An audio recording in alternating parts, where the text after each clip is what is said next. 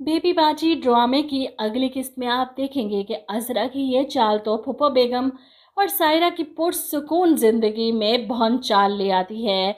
जब अजरा सब घर वालों के सामने सायरा की तलाक के पेपर्स का मुतालबा करती है ताकि आशी की फीस आधी करवा सके, और आशी ने भी जिस तरह अपने बाप के बारे में अजरा को सारी तफसील से बताया, यहाँ पर अजरा का माथा ठनक जाता है कि कुछ ना कुछ तो गड़बड़ है, सायरा कुछ तो छुपा रही है। और जब सबके सामने सायरा के इस राज से पर्दा हटाने की कोशिश करती है तो सायरा तो आग बगूला हो जाती है अपनी माँ के सामने, और साथ ही आशी को भी पीट कर रख देती है कि तेरी वजह से ये सब कुछ हुआ, तेरी वजह से अजरा मेरे मुंह को आ रही है, क्या ज़रूरत थी तुझे सब बताने की।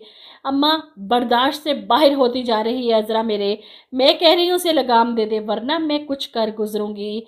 जिस पर फूफो बेगम इसे रोकती हैं कि अच्छा आसरा कर ले, सब्र कर ले, हो जाएगा सब कुछ ठीक, इतनी उतावली ना हो वरना बना बनाया खेल बर्बाद हो जाएगा। अजरा के सामने होश से काम लेना होगा, बहुत ही चालाक औरत है, ये सोचा ही नहीं था कहाँ तक पहुँच सकती है ये औरत। इधर आप देखेंगे कि वासिफ अपना ऑनलाइन काम बहुत अच्छे से चला रहा है रामीन के साथ मिलकर, और इस बात पर फरहद के सामने भी जताता है कि हर वो शख्स जिसने मुझ पर भरोसा किया इसका सरमाया महफूज रहा है हमेशा, भरोसा करके तो देखो मुझ पर।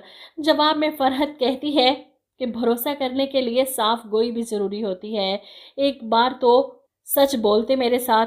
खैर वासिफ अपने ऑनलाइन बिजनेस में मसरूफ़ और नसीर तो किसी और ही चक्करों में है, वो उस औरत की तलाश में है जिसने इसे धोखा दिया था, सारा जेवर और पैसा लूट कर फरार हो गई थी, इससे बदला लेना चाहता है।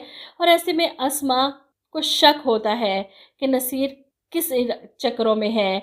वो घर से निकलती है बुटीक के लिए, पैदल ही जा रही है जब नसीर इसके पीछे बाइक लेकर आ जाता है, बैठो मैं तुम्हें बुटीक छोड़ देता हूँ। अस्मा की बुटीक आने से सायरा मुस्कुराते हुए इसका इस्तकबाल करती है, तुम आ गई, मैंने तो सोचा था आज छुट्टी कर लोगी, कोई बात नहीं, मैं थी देखभाल कर लेती बुटीक की।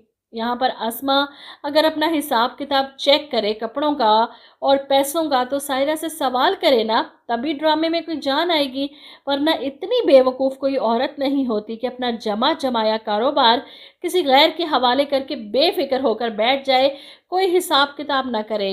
वहीं दुकान देर से पहुंचने पर वासिफ और नसीर दोनों की तू तू मैं हो जाती है, जिस पर जमाल इन दोनों को आमने सामने बिठाकर बात करता है कि दुकान पर होता हूँ तो घर की टेंशन लगी रहती थी, और अब कुछ दिनों से घर में सुकून है तो वो कमी पूरी करने के लिए तुम दोनों ने ठान ली है। लेकिन जमाल को अभी ये नहीं पता कि घर में भी एक तूफान इसका मुंतज़िर है। अजरा सफ़िया को कमरे में बुलाती है कि छोड़ इस किचन के काम को, मेरी बात सुनाकर, वो बुढ़िया सो रही है। जिस पर सफ़िया कहती है जी बाजी जी, मैंने देखा था वो सो रही थी। ऐसे में अजरा इसे कहती है बस ठीक है, अब तुम चुपके से इसके कमरे में जाओगी और इसके तकिए के नीचे ये सोने के कंगन छुपा दो, और फिर मैं घर में हंगामा कर दूंगी कि बेबी बाजी यानी मेरी सास के कंगन गायब हो चुके हैं। पूरे घर की तलाशी ली जाएगी और फुप्पो के कमरे से ये कंगन बरामद होंगे, और फिर सबके सामने इन्हें बुरा बनाऊंगी। सफ़िया परेशान हो जाती, बीबी जी अगर हम पकड़े गए तो बहुत जूते पड़ेंगे, बड़ी बेगम साहिबा तो छोड़ेंगी नहीं हमें। जिस पर अजरा तसल्ली देती है तुम बेफिक्र रहो, कुछ नहीं होगा, बस चुपके से जाओ और ये रख के आ जाओ। अब सफ़िया डरते डरते फुप्पो के कमरे में जाती है, वो बेगम तो पड़ी सो रही थी, और सफ़िया बहुत आहिस्तगी से ये कंगन तकिए के नीचे रखने की कोशिश करती है, जब बेगम साहिबा एकदम से इसका हाथ पकड़ लेती है। क्या कर रही हो तुम यहाँ पर? और सफ़िया तो डर डर डर कर थर थर कांपना शुरू कर देती है। अब अजरा ये काम खुद भी कर सकती थी, सफ़िया का इस्तेमाल करके वो अपना हर प्लान खुद ही नाकाम बनाती जा रही है। इस बात पर फूफो बेगम ने घर में खूब तमाशा लगाना है, जमाल को रो रो कर बताएंगी कि तुम्हारी बीवी मेरे साथ क्या करने वाली थी, मुझ पर चोरी का इल्ज़ाम लगा देती, घर से निकलवा देती, अरे इतनी घटिया समझ रखा है इसने मुझे। और जमाल अलग सर पकड़ कर बैठेगा कि अजरा तुम आखिर चाहती क्या हो।